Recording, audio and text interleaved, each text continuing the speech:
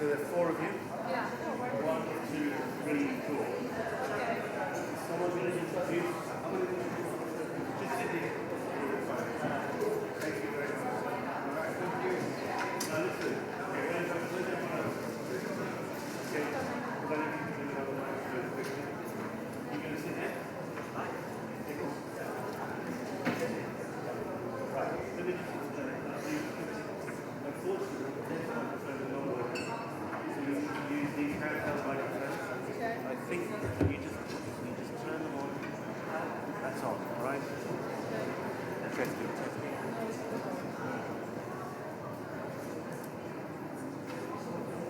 Testing. Testing. Audio, please. Can you get these microphones up? Is there someone there?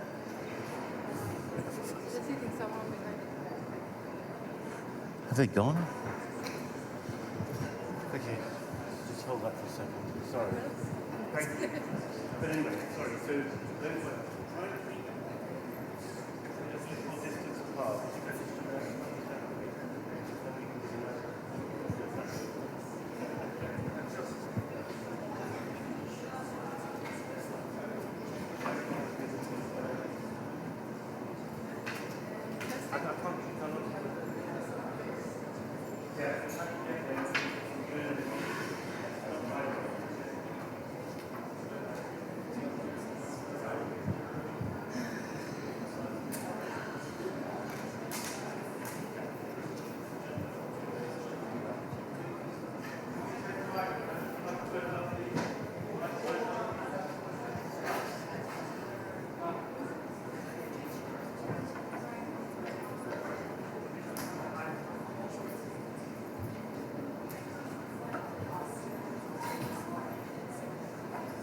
What?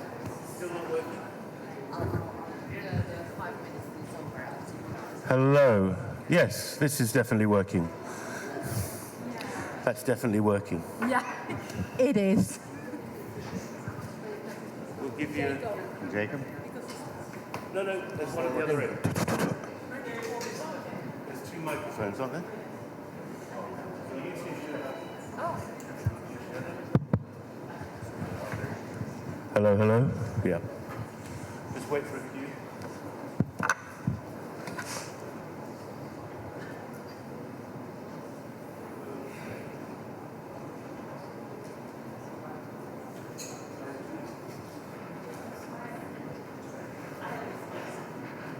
You can just speak about whatever.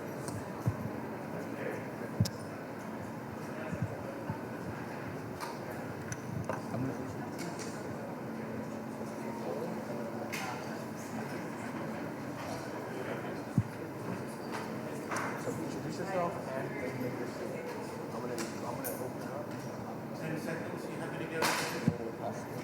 I'll give you a little shout and then.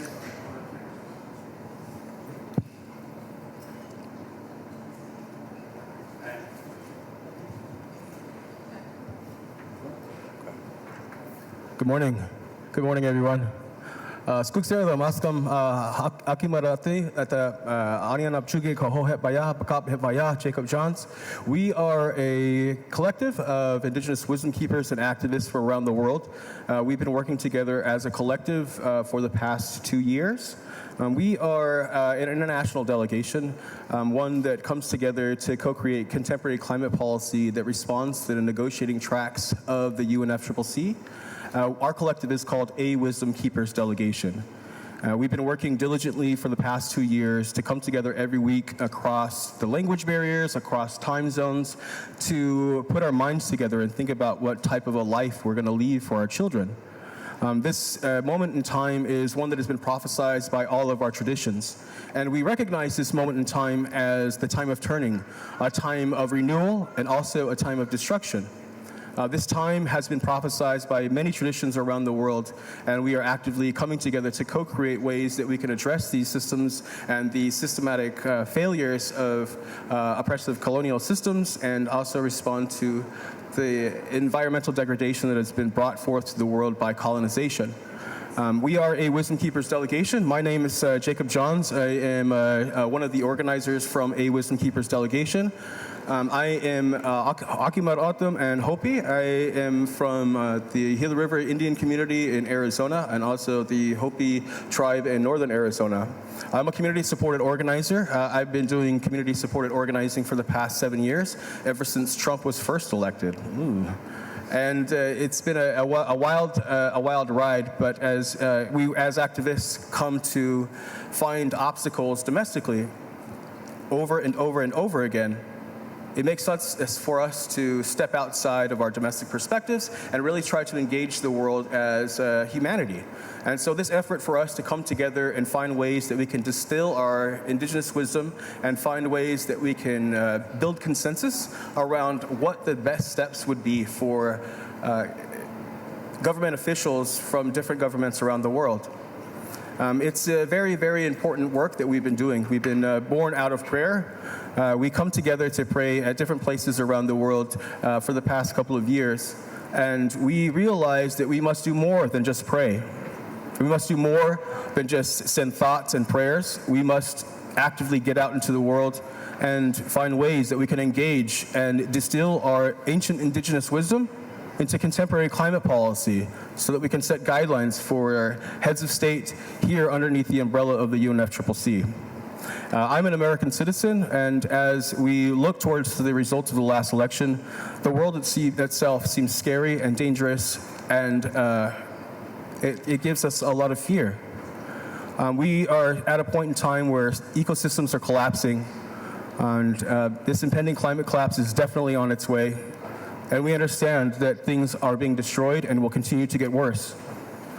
But as we look at the science telling us that systems are collapsing and that we are all doomed and there's no way to step back, we as indigenous people who have been colonized by oppressive systems around the world understand that as an old world dies, a new one is created, and that we must focus on the creation of the new world and what is possible within the scope of context of science and within our own traditional teachings, and that we must focus on the creation.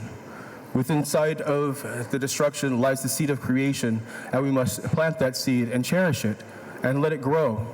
This year itself is deemed the climate finance COP, and we as indigenous people are actively engaging with world leaders to allow indigenous people to have access, direct access to international climate funds without having to go to colonial systems or oppressive systems that were forced upon them by colonization. This is a very, very urgent need for our sisters and brothers in the global south and around the equatorial region. We understand that this impending climate collapse is already happening in those areas, and that we who live in the northern hemisphere have a moral and spiritual and financial obligation to help those in the equatorial region, especially sending money down to our brothers and sisters in the global south.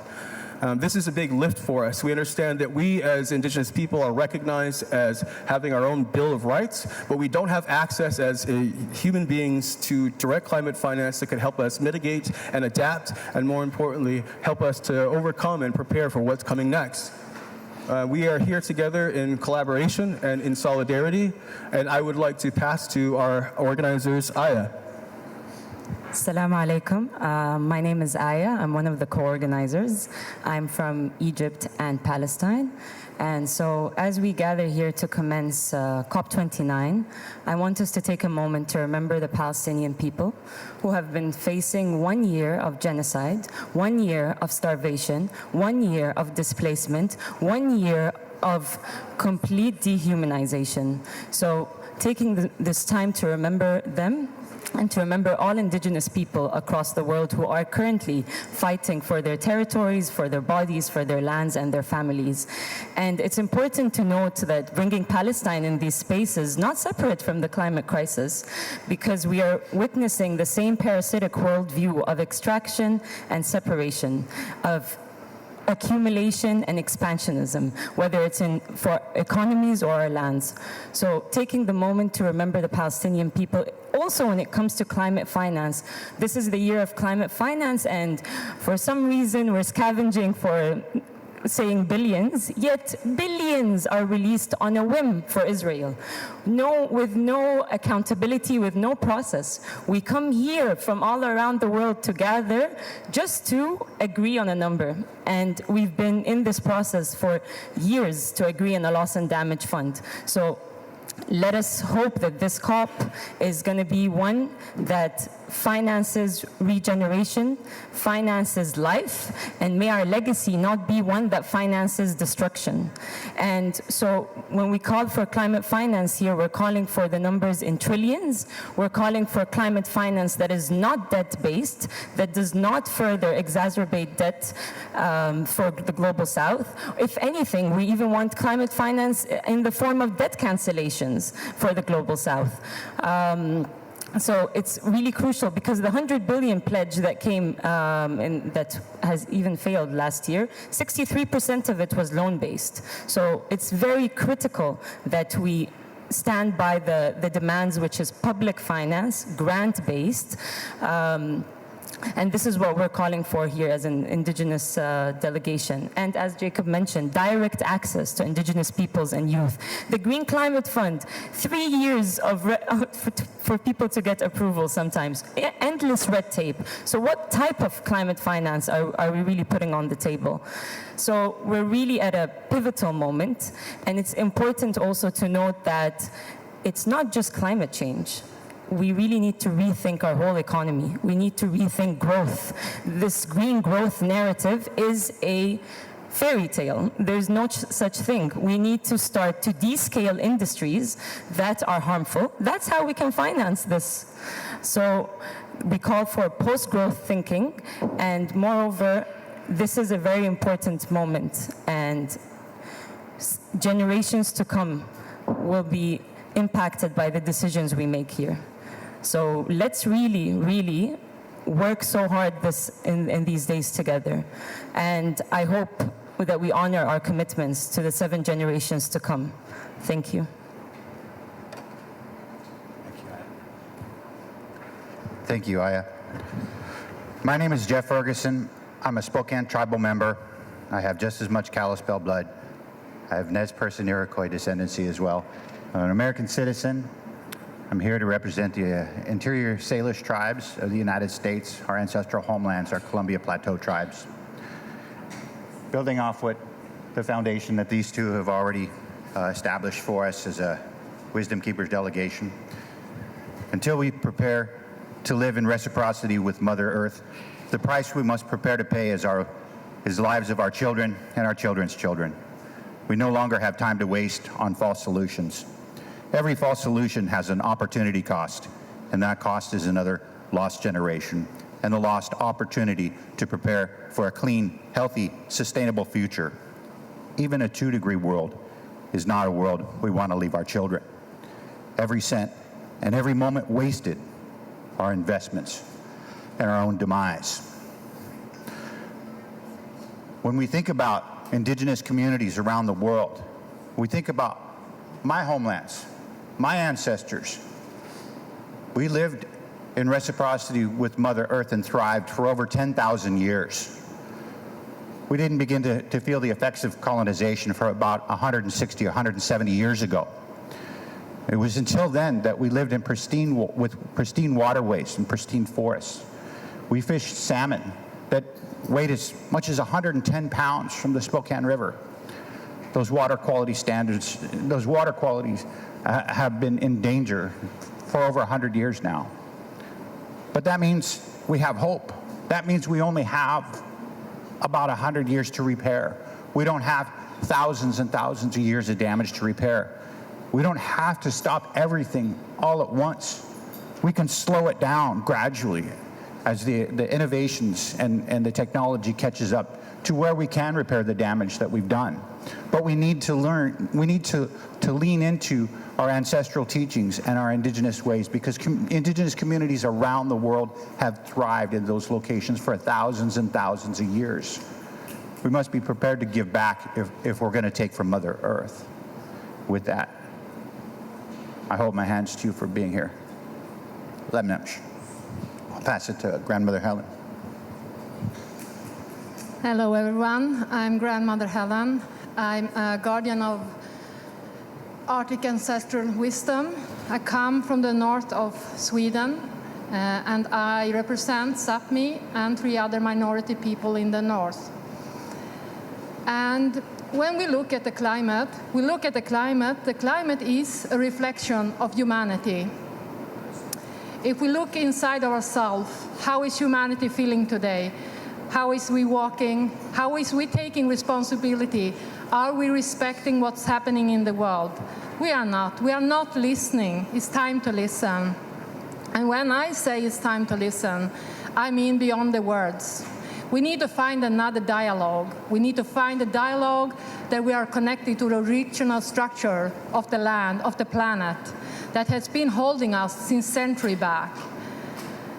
And when I look in the north, we are facing a lot of destruction, a lot of mining, a lot of pollution.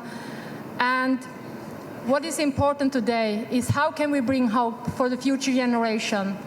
How can we bridge them to have the understanding? How can we give them the teachings that are beyond the words, the teachings that nature gave us when we were born, the teachings that the water gave us when we were born? So I think it's time that we really are reflecting on how are we living and what is my responsibility. Because now we are living in the outside landscape of ourselves. We are trusting everything that is outside ourselves. Otherwise, we as humanity becomes in the scarcity. And when we becomes in the scarcity, we lose our path. And that is dangerous. So let us be the bridge builder for the future, for the coming generation. I'm a grandmother of 2 children. I'm doing this because they are going to be here. They are going to be here and grow up in this world. And they are going to meet what is coming. So let us be here for the 7 generations to come. But let us remember what the 7 generations and the 7 before have spring into this world. Thank you.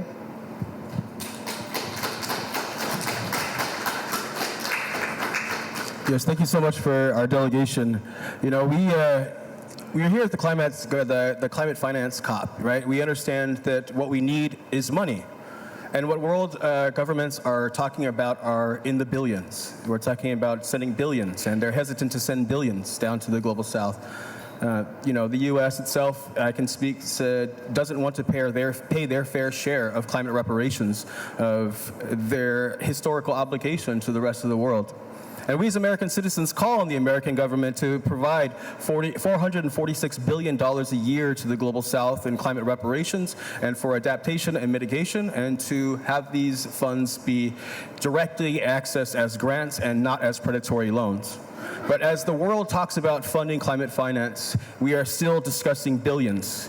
And what we know is that we need trillions. $5 billion is not enough. $5 trillion is only a down payment. If we want to survive, we must provide to those countries who did not contribute to the climate collapse. We must provide reparations to those who are already losing their land and suffering at the hands of the impending climate collapse that was brought forth by wealthy nations around the world. And we must call on these wealthy nations to pay their fair share. I call on the U.S. to pay their debt to the rest of the world. It's important for us to move forward together and recognize what the amount is actually needed, and stop asking for crumbs and demand actual action that will have lasting impacts on the rest of the world. This is at a very, very important time in history, a very, very important time for us to join together as human beings. We must step outside of our own domestic perspectives and unite globally. The time for small increment steps has passed us. The science has told us that the systems are failing now. We must take a giant quantum leap together as human beings.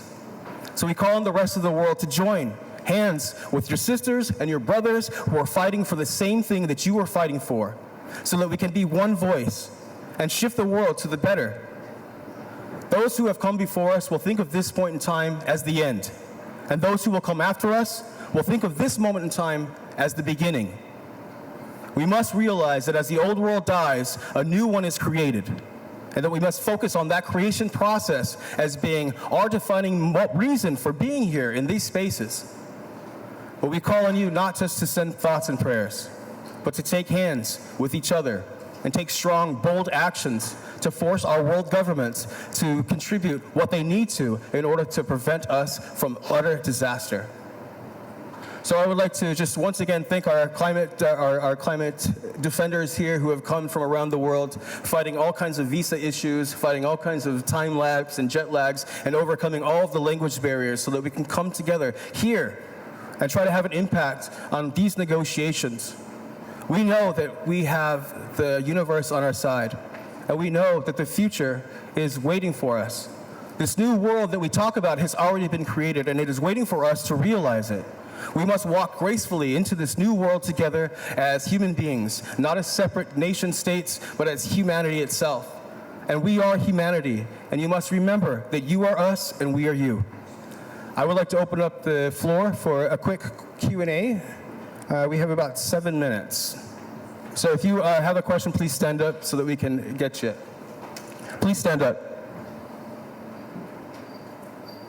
Yeah, I'm Dhanaka from Energy Intelligence. I had a question. This is a COP which is happening after Mr. Trump was elected. So nothing much happened even in the previous administration. Do you have any hope from the new US administration, because they have to lead the way? I hope that Biden and as we in the US start to work on our new NDC, actually create a legacy. I hope that Biden puts things into place that cannot be undone. And we call on our progressive governments, our so-called progressive governments, to stand up and really put forth a bold NDC to create a pathway to leadership for the rest of the world. We know that the United States acts as obstructionists in all of the avenues as often and as more as they can. And we know that the incoming administration is not going to be friendly. We know from the lack of transfer of power that took place last year. We know the environmental impacts as far as pulling us out of the Paris Accord. We know that this is coming back. We know that as Americans, we're going to have to walk through these halls with our heads down, as our country will probably take us out of the UNFCCC. And this itself is something that really has an impact on us. As we work domestically and run into walls, we have to realize that we are not citizens of one nation, but we are the earth. And working internationally will prevent us from having obstacles when a fascist dictator takes over. But as far as the last administration, 4 years has passed and nothing has happened. There has been no funds, nothing has happened. And if we are looking at left-wing or right-wing government, we both know that they are wings of the same bird. Jeff, you want to answer that? When we look at this new administration going in, things might look bleak. But we need to remember that we are all children of Mother Earth. As indigenous people in the United States, we're less than 2% of the general population. Less than 2%. It is not our duty to clean up the mess of everybody, but it's our obligation to our future generations to do the best we can. And we know that we cannot do that alone. Being less than 2% of the general population means that we start out, no matter what it is, whether we're trying to save salmon, whether we're trying to change the climate, whatever we're trying to do, we start out outnumbered 98-2. That's where we start. That's why we lean on our non-native allies to come with us and join us, because we can do this. And we know over and over that we need to hold the people in positions of power accountable over and over and over again, locally, regionally, domestically, and internationally. And if we can do that as a collective, we can begin to see some of the solutions that are necessary in order to make the changes. With or without the financing, we can do this. But we need your help. We need to be able to do this. And we do need the money, for sure. It's an issue, and it's going to be an issue. It's an uphill battle, but there are things that we can do until that time comes.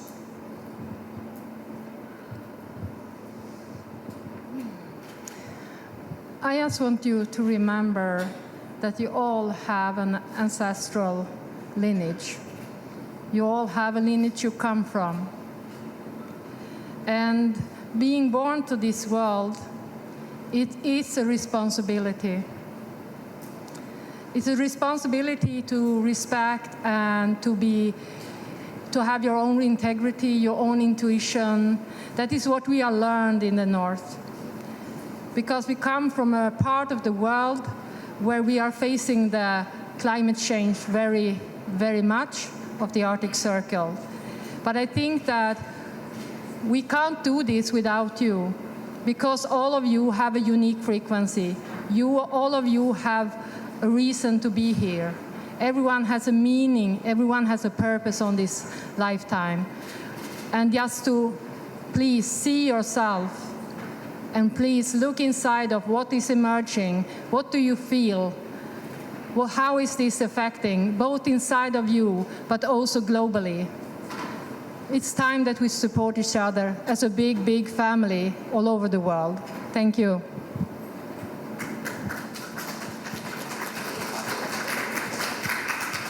We have time for one more question.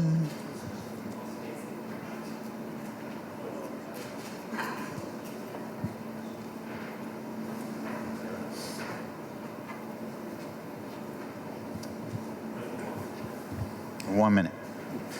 So you all have mentioned that the climate crisis has its roots in colonialism today.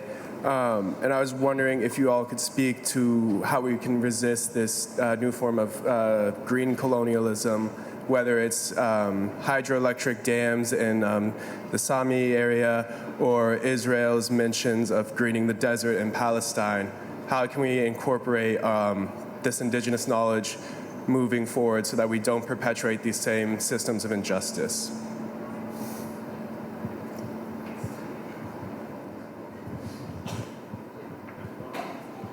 So we're talking about the green energy, the green sustainable lifetime. You know, green energy is very interesting because it creates more needs. It creates more material. But how are we going to take care of all the material that we are making now? Because it makes separation for humanity. It makes that we go further away. So one part is that, like you ask, how can we be as sustainable as possible for this? It is to see what do we really need? What is really needed today? And really look into how much do we have? Do we need more? And how are we living? Because if each of us take 50% of our responsibility, we will change the world by being one with her, because she's the mother. And when I look in Sapmi, they are, you know, the mining is just growing and growing and growing. What do we see? We see the health issues is growing and growing and growing because they are polluting the land that has been holding us since generations. That is the effect. So let us look into what do we really need in this present time, and how do we want to walk. Thank you.